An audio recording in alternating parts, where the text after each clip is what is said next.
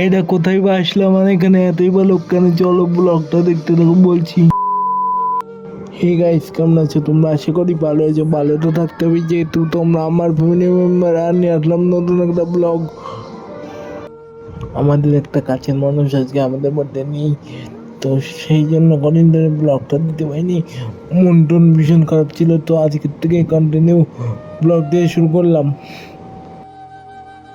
টোটো চলে এসছে, এখন আমরা যাবো নেমন্তন্ন বাড়িতে।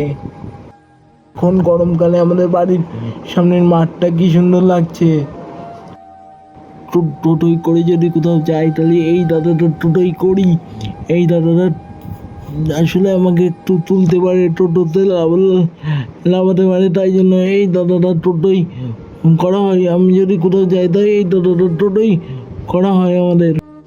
এই নদীটা কোথাও যেতে গেলে আমাদের পড়বে, তো কোথায় যেতে গেলে পরে একটু কমেন্ট করে নিশ্চয়ই জানাবা। এই নদীটার ভিডিও আমার আগেও দিয়ে আছে, তো কোথায় যেতে গেলে পরে একটু কমেন্ট করে আমাকে নিশ্চয়ই জানাবা। আমার দিদি আর আমার ভাগ্নেও এসছে, আর পিছনে টোটোয় আমি আর আমার মা আছি।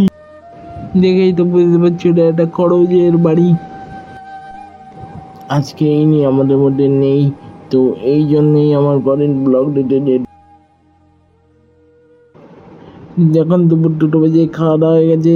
আর আজকের ভিডিওটা এই পর্যন্তই। Like comment share and subscribe করে দিও, আর কমেন্টে বলে যেও আমাকে চেষ্টা করে কেমন লাগছে।